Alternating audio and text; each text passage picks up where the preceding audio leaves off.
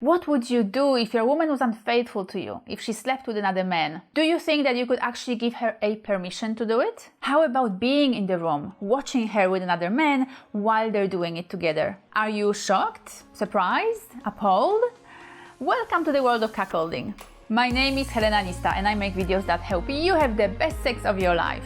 And today I'm going to tell you all that you need to know about the intriguing world of the cuckolding fantasy. Cuckolding isn't new, it's been around for a while, but it's been mostly hidden away because of a deep layer of social taboo and perceived inappropriateness that this fantasy carries with it. So first of all, what is it? Cuckolding comes from the word cuck or cuckold, which describes a husband of an unfaithful wife. This term traditionally carries a sort of derogatory flavor to it, meaning that the male partner is weak or not good enough. The cuckolding fantasy or fetish is a scenario where a man is watching his female partner have sex with another man. It's a fully consensual experience for all involved, where the other man, the lover, is called the bull. Some people get confused about this term, but it's not cockholding, it's cuckolding. So let's make sure to get this term right. So then, why would a couple engage in this kind of bedroom fun? The reasons are many and they are varied. From the male perspective, it can be exciting to see just how sexually desirable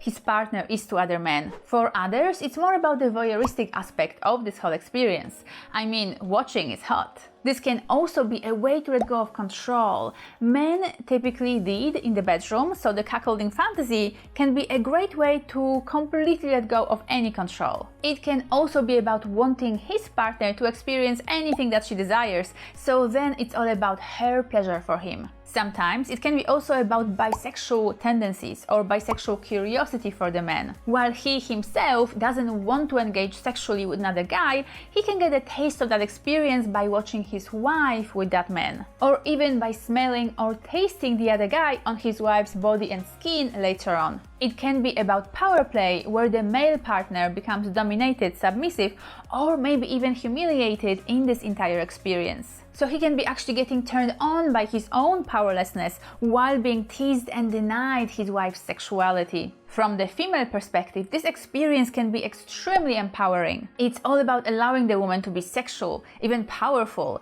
desiring sex and not being shamed about it. We're still living in a society that glorifies the shy, submissive, caring mother figure, devoid of any sexual desires. So now we have this specific way, the cuckolding, where the woman can express herself sexually in a very daring and out there way. Besides, women can have extremely high sex drives, higher than their male partners. So cuckolding can be sort of a way to outsource the job of satisfying her to another guy. Women have the ability to orgasm many times and to keep going much longer than the guy can. So cuckolding can be a great way to enlist another guy to help with satisfying the desire of a woman whose partner's libido is lower than hers. And from the perspective of the couple, this can be a way to introduce kink and variety into their bedroom, to revive their potentially boring sex life, to bring in a new spark and new excitement. The partners can also find it really thrilling just how risky this behavior is. It's so taboo, so transgressive in terms of what the majority of modern society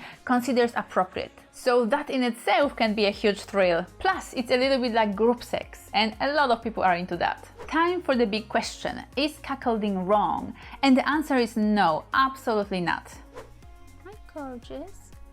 There is nothing wrong with any sex act as long as all involved people are consenting adults. Cuckolding is not shameful, wrong, or dirty. It's a beautiful act that people can choose to share together. And as long as everybody walks away feeling satisfied, happy, and nurtured by the experience, that's all that matters. Cuckolding is not cheating, since every person is consenting to the experience. And it doesn't reflect poorly on the male partner either.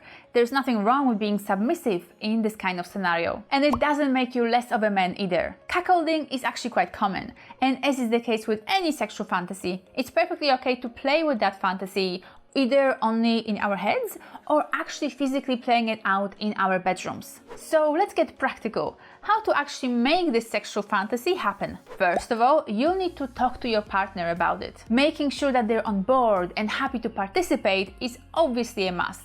Discuss also how both of you see this fantasy happening. What are the details? Who will be your bull? Where will it happen? Etc. It's also very important to discuss any boundaries that come up around this scenario. A common one is the use of a condom. Others can include how long the scene will go for. Is the lover a friend or a stranger? What kind of behavior absolutely cannot happen, etc. This could take quite a few chats over a space of weeks or months, so be patient here. Next, it's a good idea to sort of test the waters. So maybe start looking for your bull online, on dating apps, or on a site like FetLife for kinky adults. What feelings come up for both of you as you're looking at potential candidates that might join you in your bedroom? How about going to a bar and approaching a stranger, both of you or just the woman? While the man is watching his partner interact with this other guy, what feelings are coming up? Is it still okay?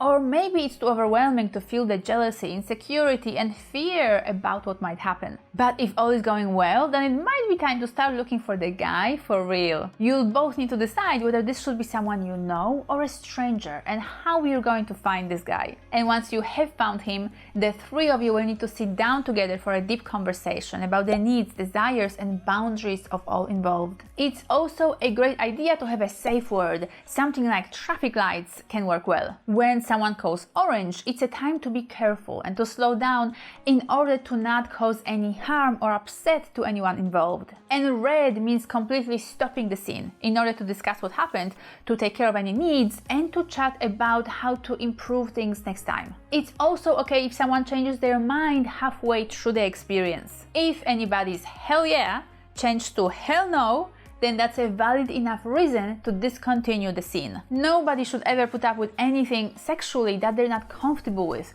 even if the other people are having fun. And finally, aftercare.